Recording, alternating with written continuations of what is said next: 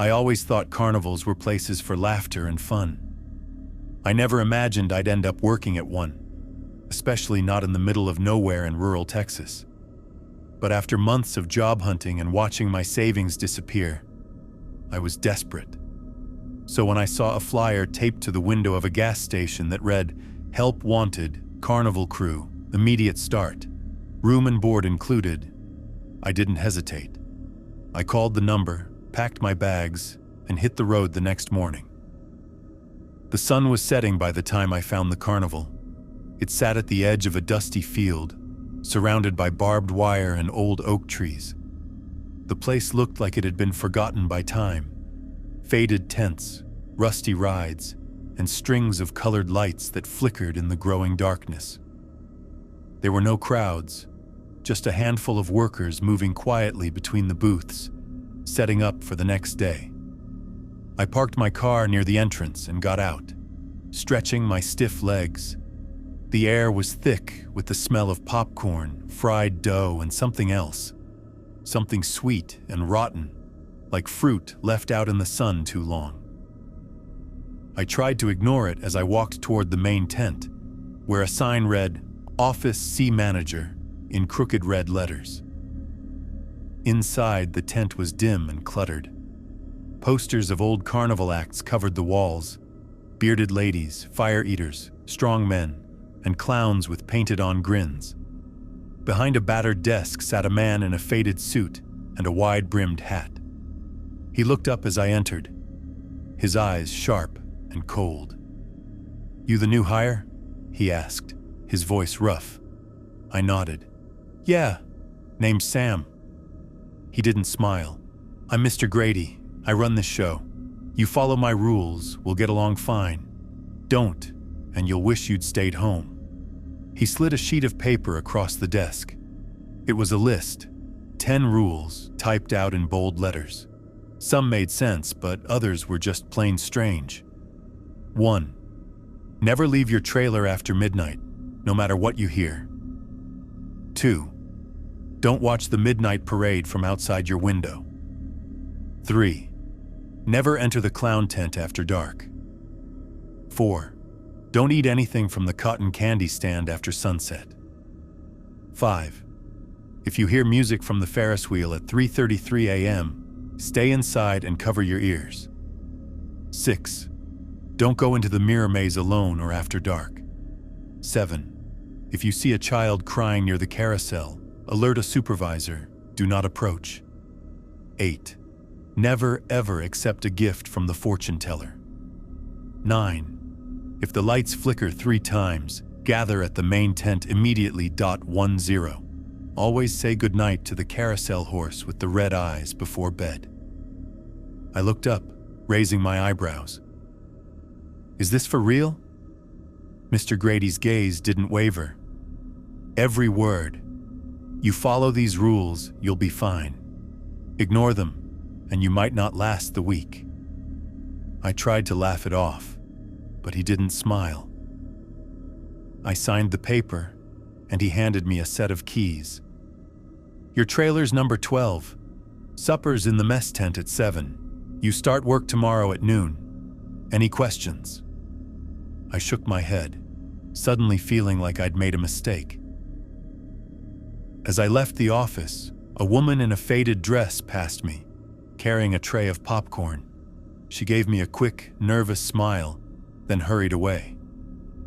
I noticed everyone seemed to move fast, eyes down, never lingering in one place for long. I found my trailer at the edge of the lot. It was old but clean, with a narrow bed, a tiny bathroom, and a window that looked out over the field. I unpacked my bag and sat on the bed, reading the rules again. Some of them made sense. Don't wander around at night, don't eat food that's been sitting out. But others, why say goodnight to a carousel horse? Why not help a crying child? At 7, I made my way to the mess tent. The workers sat in small groups, talking quietly over plates of beans and cornbread. I found an empty seat and introduced myself. Most just nodded, but one guy, a wiry man with a crooked nose, leaned over. "First night?" he asked. "Yeah, I'm Sam." He grinned, showing a gold tooth. "I'm Pete. You read the rules?" I nodded. "They're odd." Pete's grin faded. "They're not a joke. You follow them, you'll be fine. Break one, and..." He trailed off, glancing around the tent. "Just don't." I wanted to ask more, but the mood in the tent made it clear this wasn't the place for questions. After supper, I wandered the grounds as the last light faded. The carnival was beautiful at night, in a strange way. The lights glowed softly, and the rides creaked in the breeze. But there was an edge to it all, a feeling that something was waiting just out of sight. I passed the carousel, its horses frozen mid-gallop. One horse near the end had red-painted eyes that seemed to follow me as I walked by. I remembered the last rule and, feeling a little foolish, whispered, "Good night." The wind picked up, making the tent flaps snap and the lights sway. I hurried back to my trailer, locking the door behind me. I sat on the bed, listening to the sounds outside. Laughter, footsteps, the distant call of a carnival barker. As midnight approached, I remembered the first rule: never leave your trailer after midnight, no matter what you hear. I turned off the lights and climbed into bed, pulling the thin blanket up to my chin. I tried to sleep, but every creak and groan of the trailer made me jump. Around midnight, I heard footsteps outside, slow and shuffling. Someone, or something, stopped right outside my window. I held my breath, heart pounding. The footsteps moved on, fading into the night. I lay awake for hours, staring at the ceiling, the list of rules running through my mind. Welcome to the carnival, I thought. I just hoped I'd make it through my first week. My first real day at the carnival started early. I woke to sunlight streaming through the thin curtains and the distant sound of hammering and laughter. For a moment, the night before felt like a bad dream. But when I saw the list of rules on my nightstand, reality came rushing back. I got dressed and headed outside. The carnival was already coming alive. Workers hurried between tents, setting up booths and rides. The air was thick with the smell of grass and fried food. I tried to shake off the nerves and introduce myself to a few people as I walked. Most were polite but distant, as if they were too busy or too tired to make small talk. My first assignment was helping Pete set up the ring toss booth. Pete was friendlier in the daylight, cracking jokes and giving me tips on how to spot cheaters. As we worked, he kept glancing over his shoulder, like he was waiting for something to happen. "Don't let the boss catch you slacking," he said, nodding toward Mr. Grady, who was stalking across the grounds, clipboard in hand. "He's strict, but fair. Just do your job and follow the rules." I nodded, glancing at the list again. "What's with all the rules anyway?" Pete's face grew serious. "You'll see. Just don't break them, Sam. Especially the one about the midnight parade." I frowned. "What parade?" He hesitated, then shrugged. "You'll hear it tonight. Just remember, stay inside your trailer and don't watch from the window, no matter what." He wouldn't say more, so I let it go. But the warning stuck with me all day. By noon, the carnival was open. Families wandered the grounds, kids ran from ride to ride, and music played from hidden speakers. I spent most of the afternoon helping with games, handing out cheap prizes, and learning the ropes. It was hard work, but I didn't mind. For a few hours, it almost felt like a normal job. As the sun set, the crowd thinned. The workers gathered in the mess tent for dinner. I sat with Pete and a few others, listening to their stories and trying to fit in. Everyone seemed a little on edge, glancing at the clock as it crept closer to midnight. After dinner, I walked back to my trailer. The carnival was quiet now, the lights dimmed, the ride still. I locked the door behind me and sat on the bed. Staring at the list of rules, my eyes kept drifting to number 2.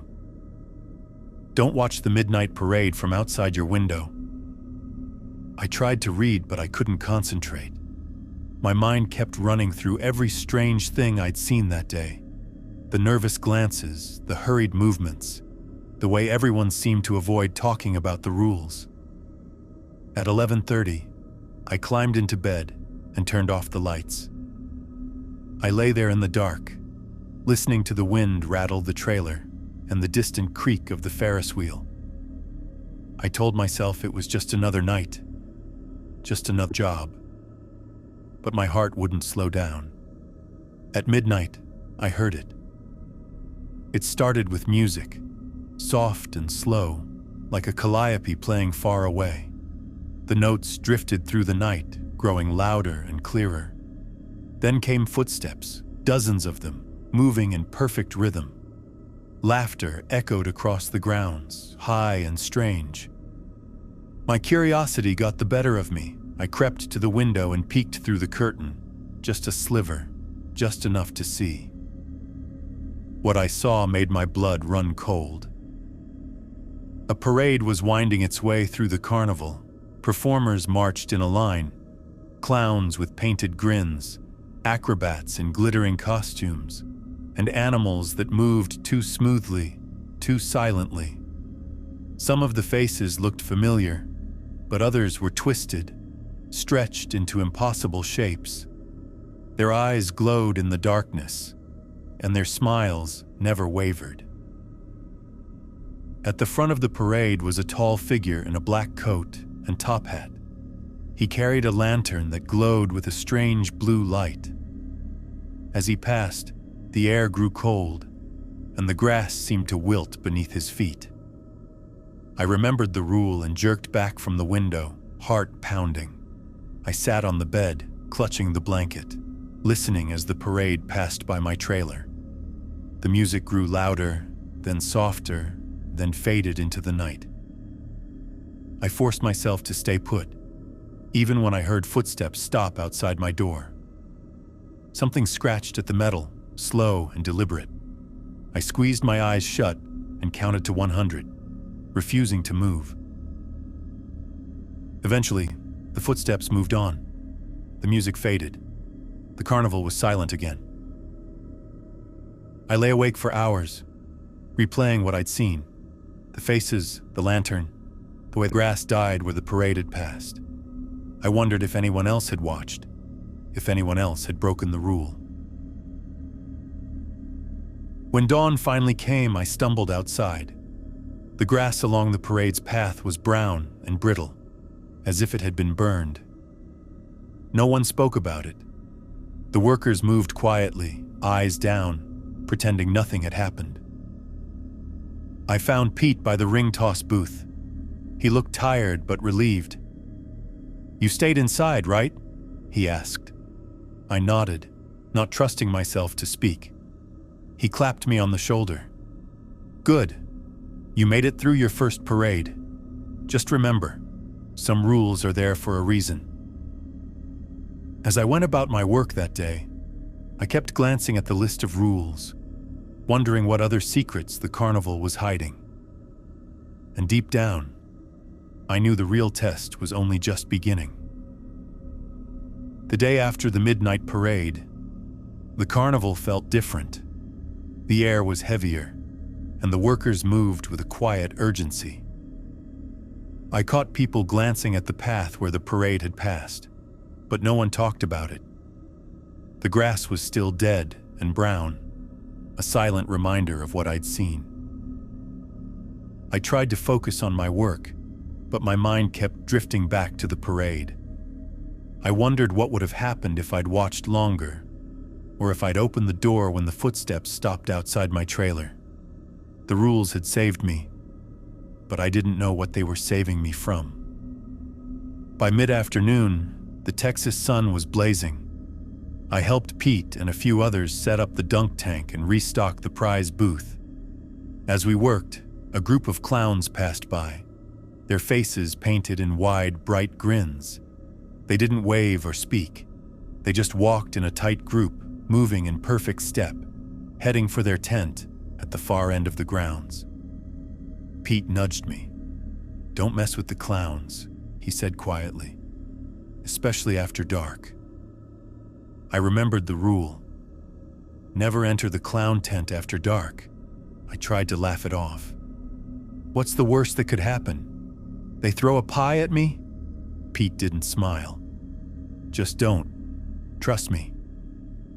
The afternoon dragged on.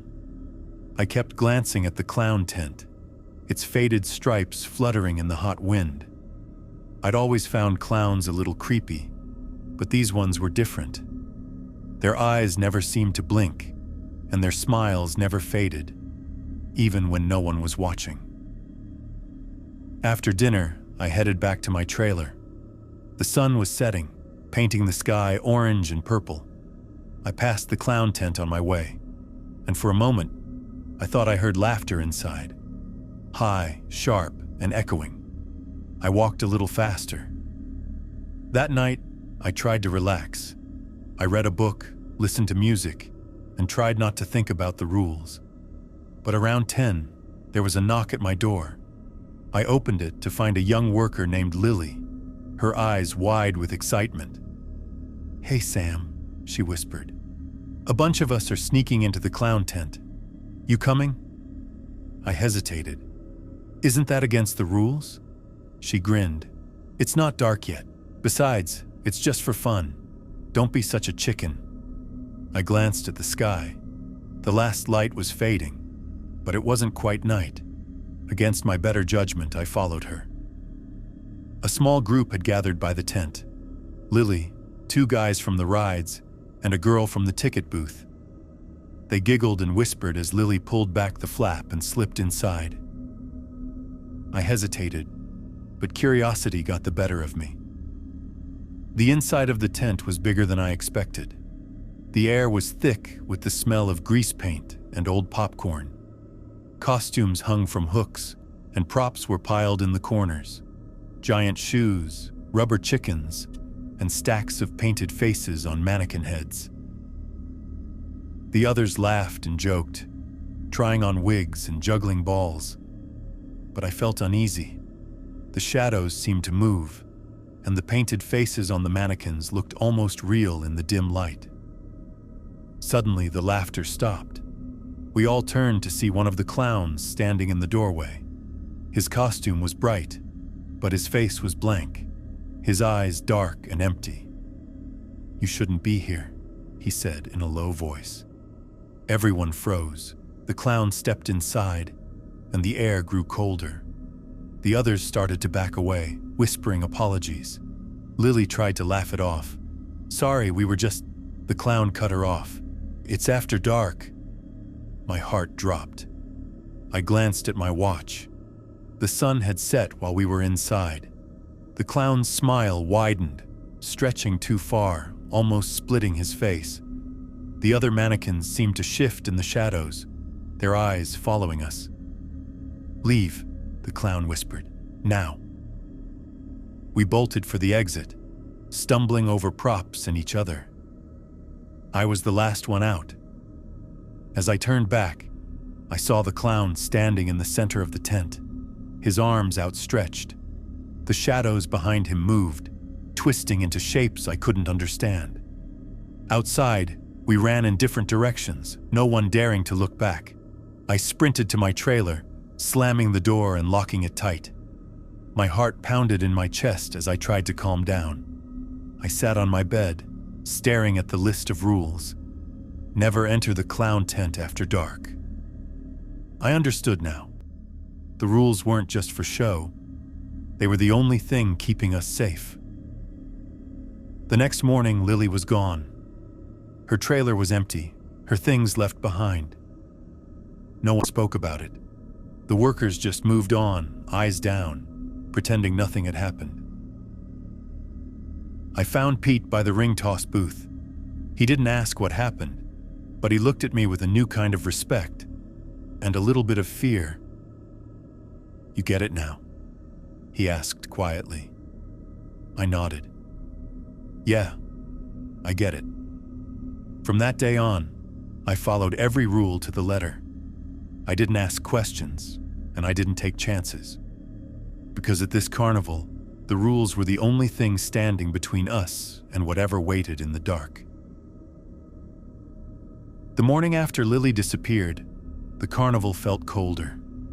The usual chatter was quieter, and the workers moved with a nervous energy. I kept thinking about the clown tent and the strange shadows I'd seen.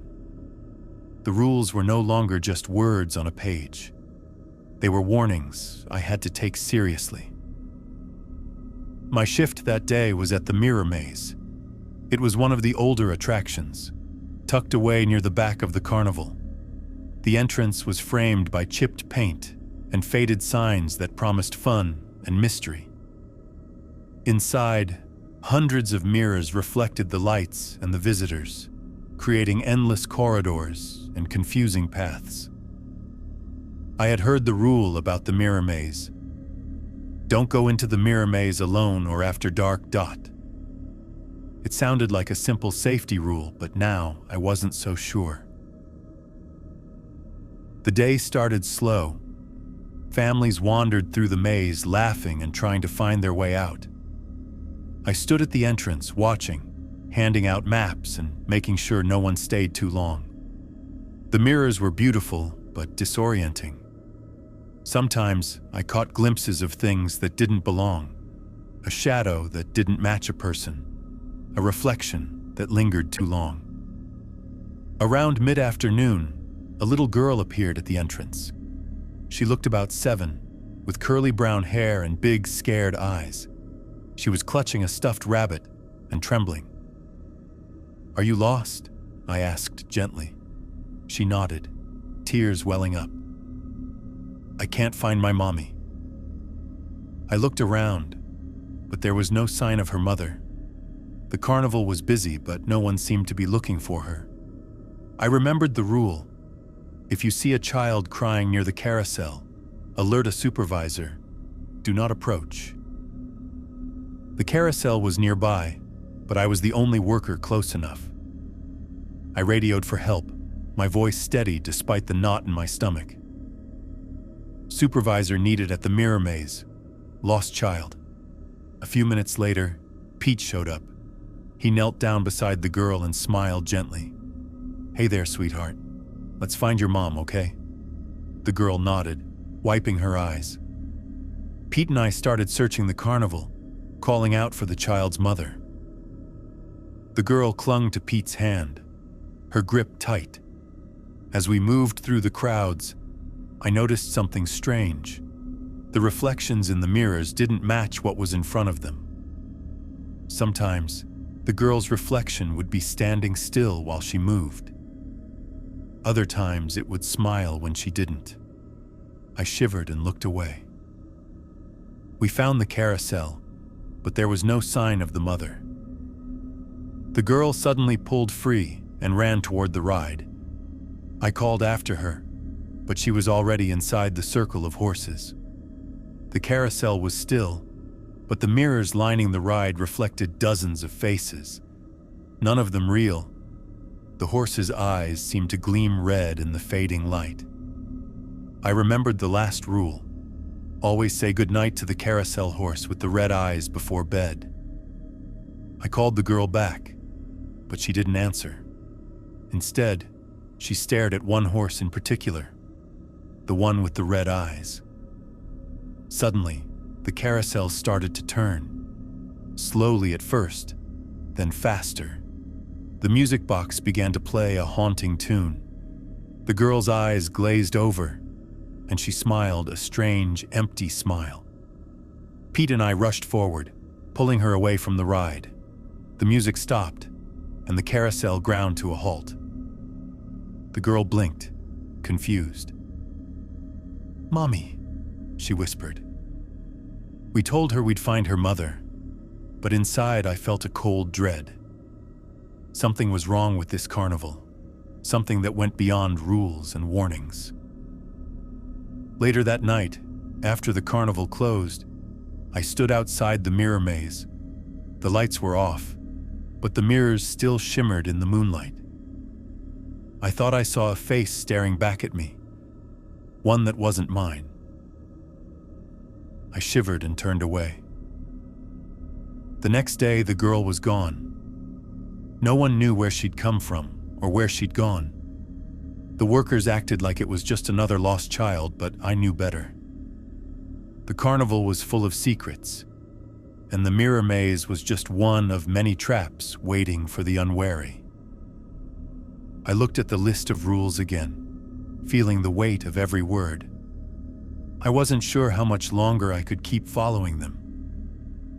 The carnival was starting to feel like a place where shadows moved just out of sight.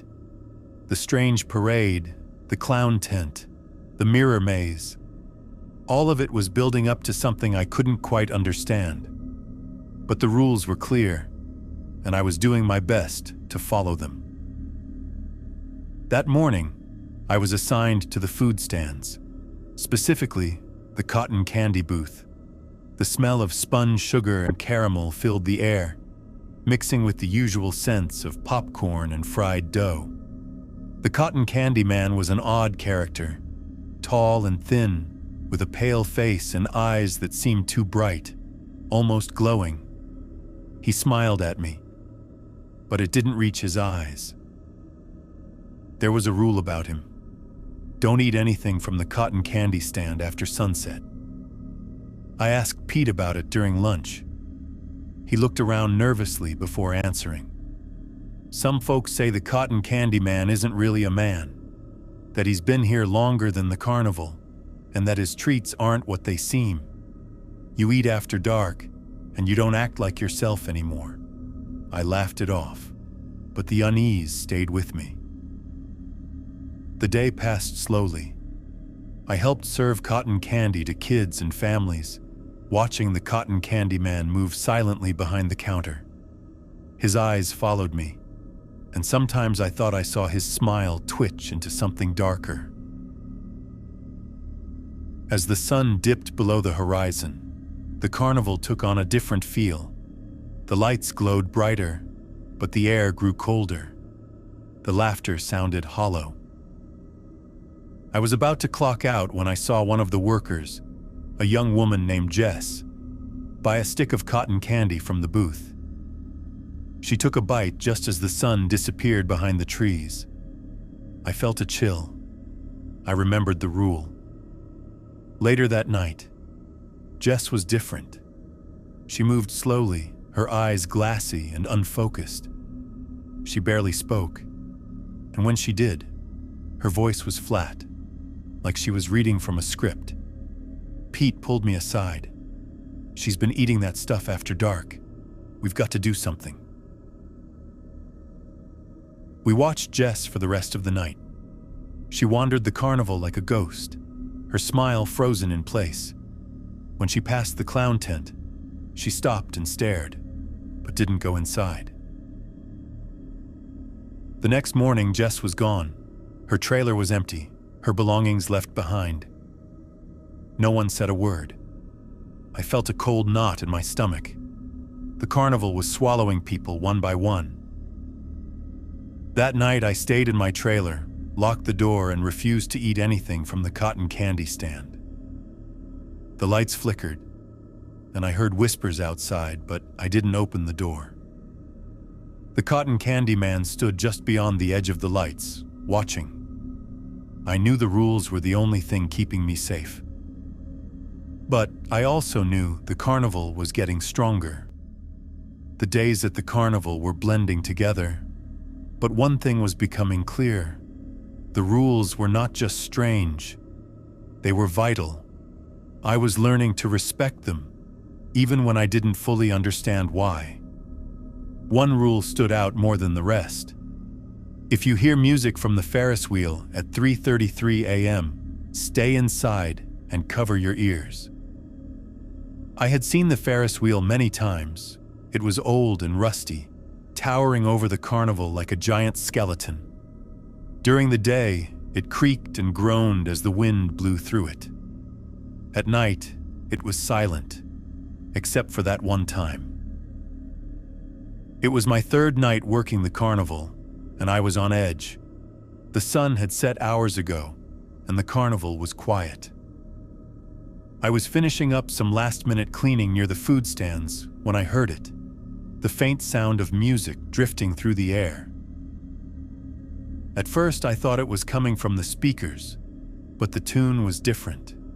It was slow and haunting, like a music box playing far away. The notes floated on the wind, growing louder and clearer. I looked toward the Ferris wheel. It was moving, slowly turning on its own, even though no one was riding it. The music grew louder, and I felt a chill run down my spine. I remembered the rule and hurried back to my trailer, locking the door behind me. I covered my ears with my hands, but the music still seemed to seep through. It was like the sound was inside my head, twisting and turning. I tried to stay calm, but the minutes dragged on.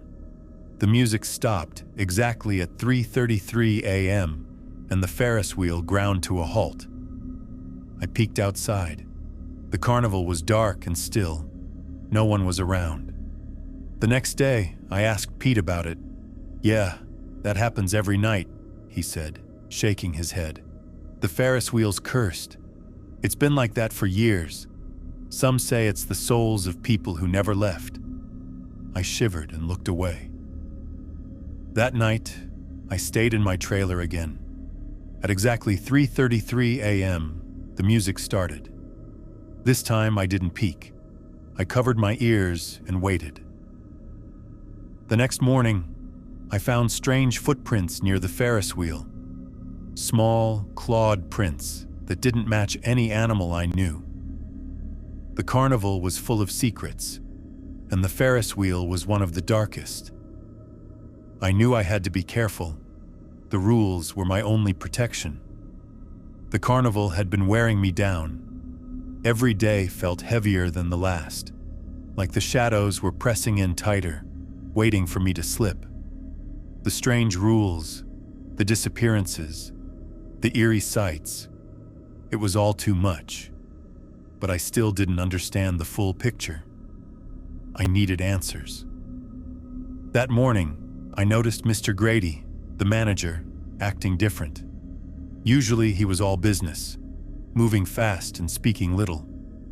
But today, he seemed distracted, almost nervous. I found him near the office tent, staring at the ground. "Mr. Grady?" I called out.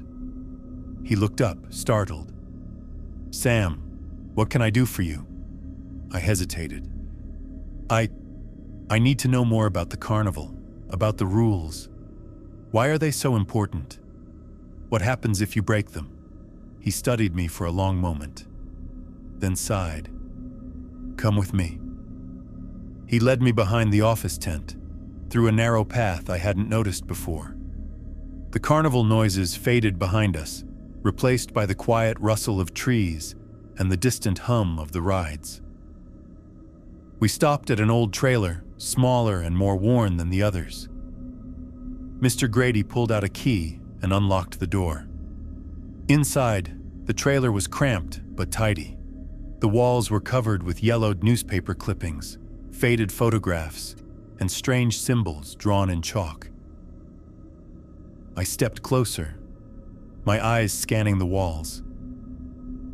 There were headlines about missing people, strange sightings and unexplained accidents, some dating back decades.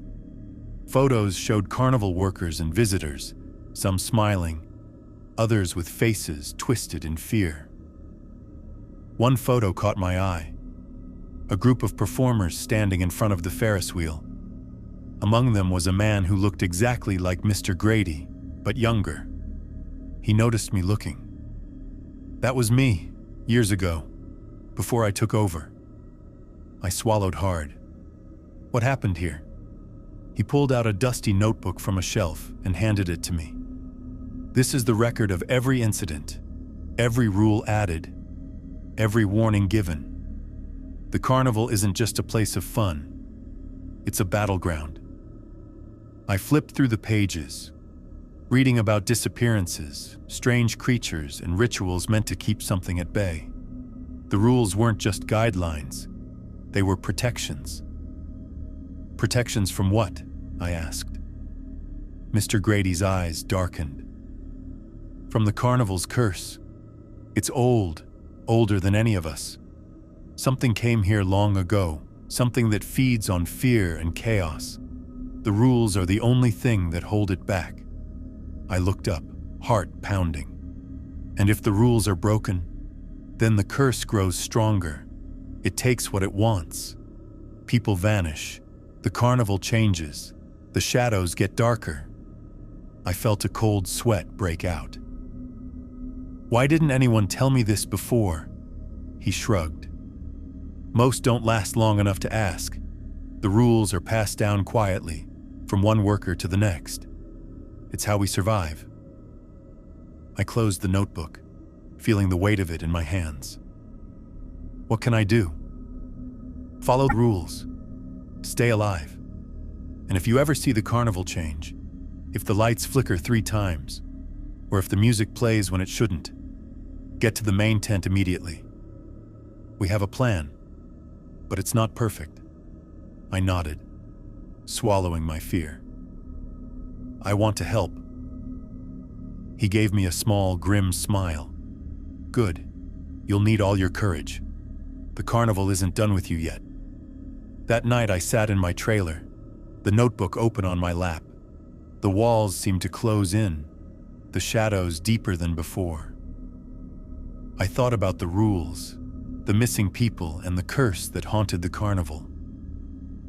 Outside, the wind picked up, carrying the faint sound of music, slow, haunting, and impossible to ignore.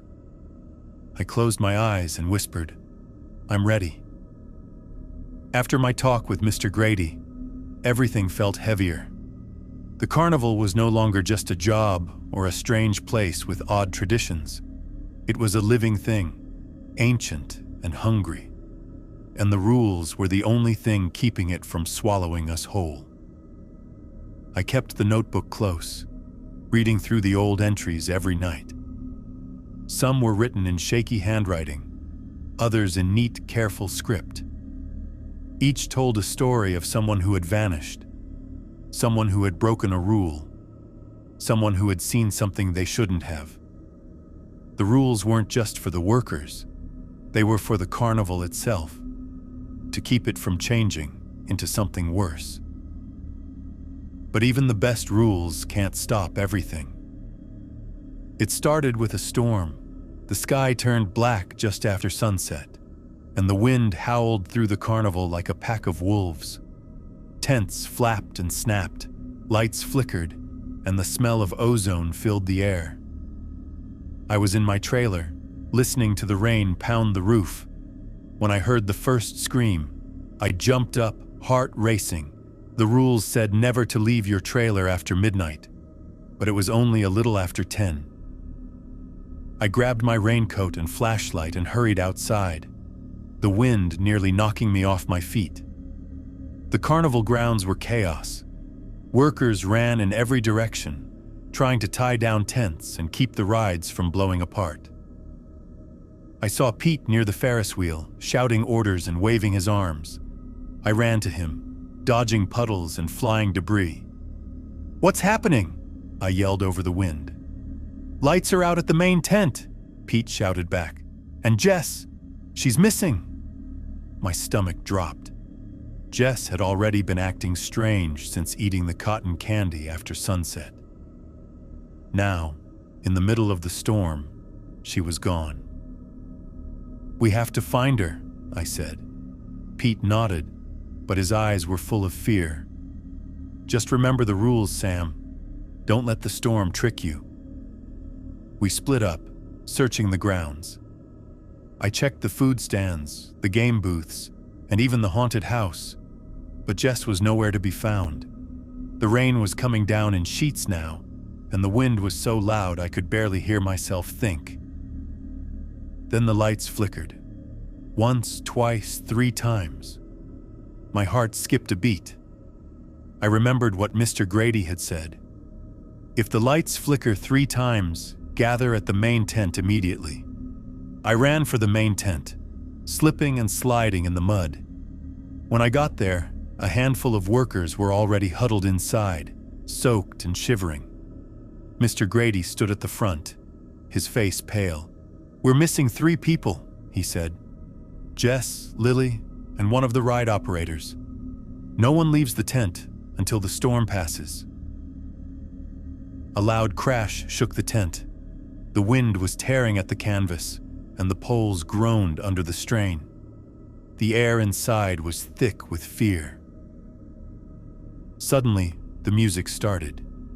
Not the usual cheerful tunes, but the haunting melody from the Ferris wheel, the one that played at 3:33 a.m.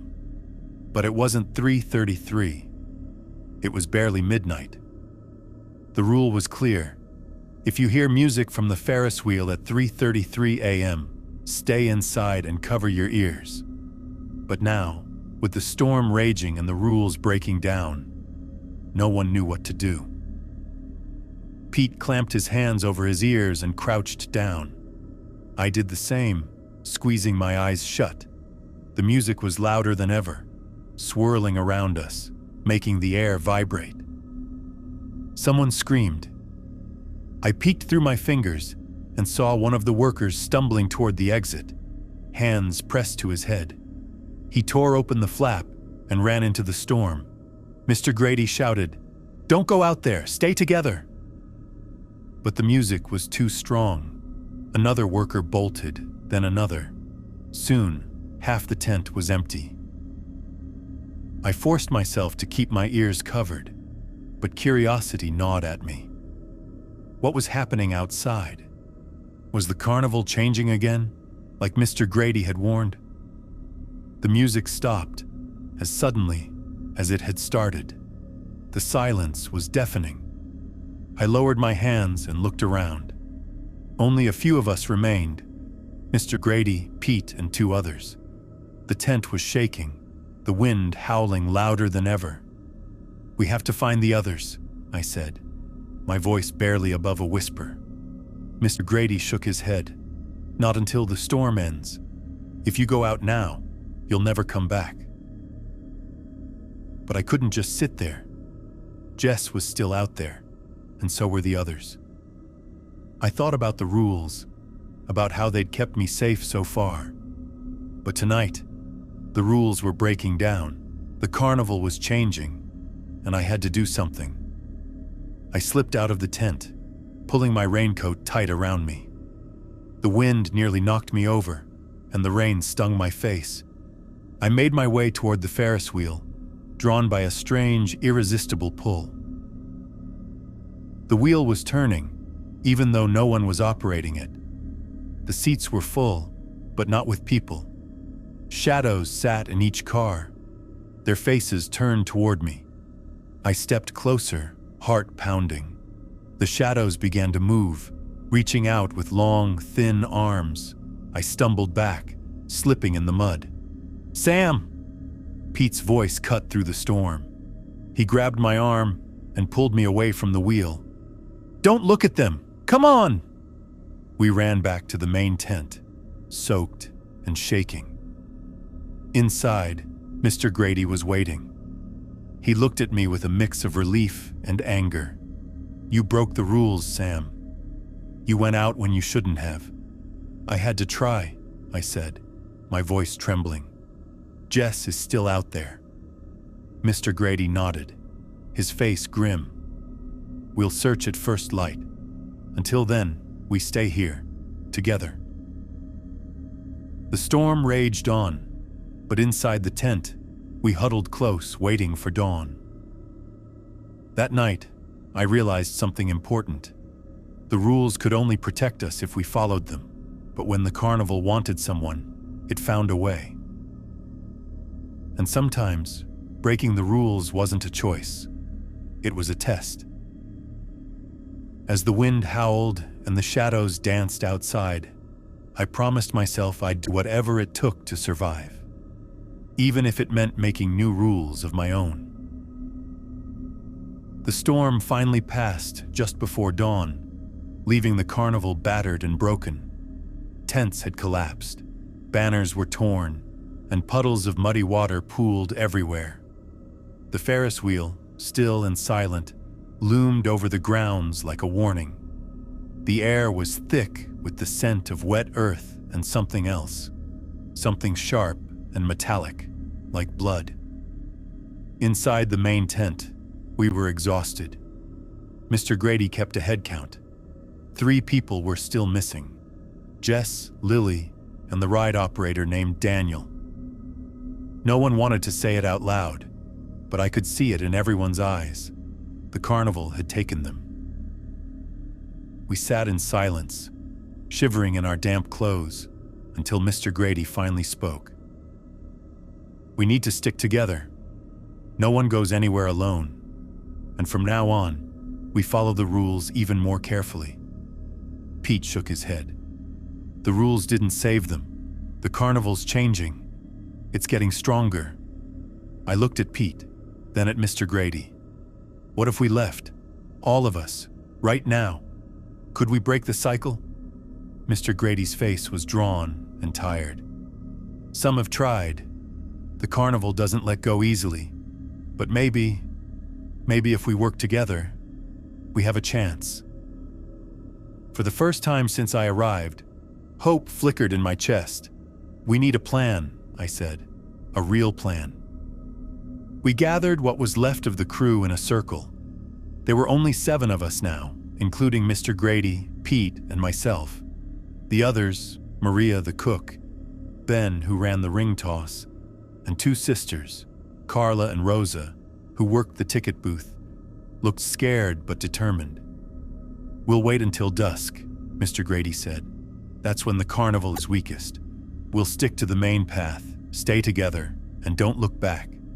If you hear anything, see anything strange, ignore it. The rules still matter." Pete spoke up. "What about the missing? Jess, Lily, Daniel?" "We'll look for them as we go," I said, though my voice wavered. "But we can't split up." We spent the day preparing. Maria packed food and water. Ben found a map of the grounds and marked the fastest route to the road. Carla and Rosa gathered flashlights and batteries. Pete and I checked the trailers for anything useful: jackets, boots, even a few old walkie-talkies. As the sun dipped low, painting the sky with streaks of red and gold, we met at the edge of the main tent. The carnival was quiet, almost peaceful, but I could feel the tension in the air. It was like the whole place was holding its breath. Mr. Grady handed out the walkie-talkies. "Stay in contact. If we get separated, head for the road. Don't stop for anything." We moved as a group, sticking close together. The path was muddy and slick, and the ruined tents looked like giant sleeping beasts in the fading light. Every shadow seemed to twitch. Every sound made us jump. As we passed the Ferris wheel, I felt a chill. The seats were empty, but for a moment, I thought I saw shapes sitting there. Shadows with glowing eyes watching us. "Don't look," Pete whispered, grabbing my arm. "Keep moving." We hurried on, but the carnival wasn't done with us yet. Near the carousel, we heard crying, a child's voice, thin and desperate. I remembered the rule: if you see a child crying near the carousel, alert a supervisor. Do not approach. We stopped, hearts pounding. The crying grew louder, echoing through the empty rides. Carla started to move toward the sound, but Mr. Grady stopped her. "It's not real," he said. "It's the carnival trying to trick us." We forced ourselves to keep walking. The crying faded, replaced by laughter, high, cold, and wrong. As we neared the exit, the lights flickered 3 times. I remembered what that meant. Gather at the main tent immediately. But this time we didn't turn back. We were too close to freedom. The path twisted, leading us past the fortune teller's tent. The flap fluttered in the wind, and a voice called out, "Would you like to know your future?" We ignored it, moving faster. Suddenly, Ben screamed. He dropped his flashlight and fell to his knees, clutching his head. "The music! It's in my head!" I heard it too, the haunting melody from the Ferris wheel, even though it wasn't 3:33 a.m. It was louder than ever, making my ears ring. "Cover your ears!" Pete shouted. We did, stumbling forward, half blind and deaf. The music fought to get in, scraping at the edges of my mind. Maria tripped and fell.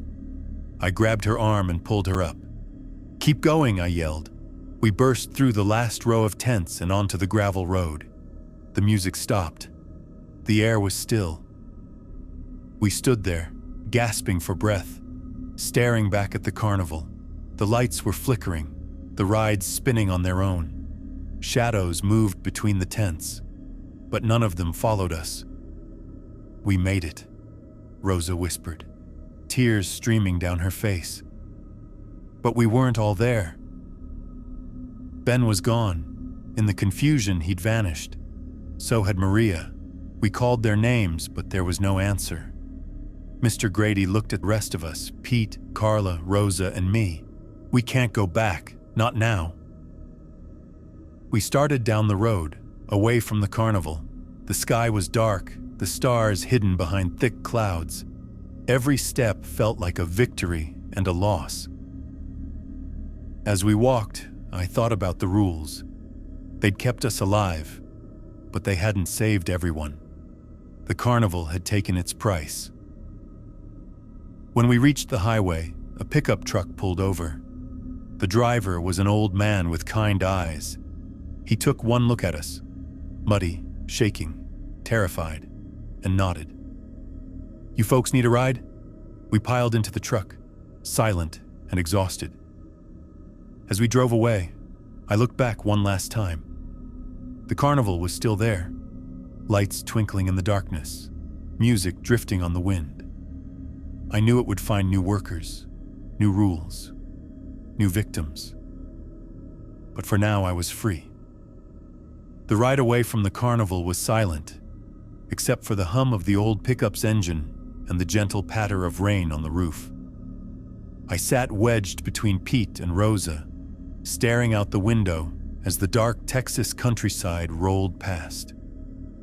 Carla sat up front, clutching her knees to her chest, while Mr. Grady rode in the truck bed, his face unreadable through the glass. The driver never asked us any questions. He just nodded when we told him to head toward the nearest town. I wondered if he'd seen others like us before, muddy, shaken, running from something they couldn't explain. Maybe out here, people learned not to ask about the things that happened in the dark. As the first light of dawn crept over the horizon, the truck pulled into a tiny gas station on the edge of a sleepy town. The driver handed us a thermos of coffee and a few granola bars, then wished us luck and drove off without another word. We stood there in the cold morning air, unsure what to do next. Pete broke the silence first. "We made it," he said, his voice rough. "We're out." Rosa nodded, but she was crying softly. Carla hugged her, and I put a hand on Pete's shoulder. Mr. Grady stood apart from us, staring down the empty road. "What now?" I asked. He turned to face us, his eyes tired but clear. "You go home. You try to forget, and you never, ever go back." We went inside the gas station, cleaned up as best we could, and used the payphone to call family and friends. One by one, we made arrangements to get home. Pete's brother came to pick him up. Carla and Rosa caught a bus to Houston. I bought a ticket for the next bus heading north, my hands shaking as I counted out the money. Before we parted ways, Mr. Grady pulled me aside. You did good, Sam. Better than most. I shook my head. We lost people. We broke the rules. The carnival. It's still out there. He nodded. It always will be. But you survived. That's more than most can say. I looked at him, searching for answers. Will it ever stop? He sighed. Not as long as people keep coming. The carnival finds a new place, a new crew, and it starts again. All we can do is warn others, if they'll listen. He pressed something into my hand, a folded piece of paper. If you ever hear about a carnival setting up in a small town, and the rules sound familiar, get out. Don't look back. I nodded, tucking the paper into my pocket. We said our goodbyes, each of us heading off in a different direction. I watched Mr. Grady walk down the road, his figure shrinking in the morning light. I wondered if he'd go back, or if he'd finally had enough.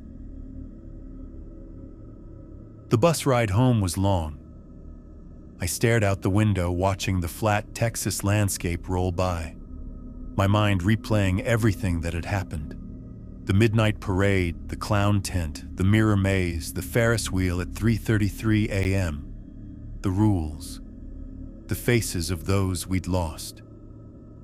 When I finally made it home, I locked my door and slept for almost a day. But even in sleep, the carnival followed me. I dreamed of endless tents, of music that wouldn't stop, of shadows moving just out of sight. Weeks passed. I tried to settle back into my old life. I got a job at a hardware store, started jogging in the mornings, called my family more often. But I was different now, quieter, more careful.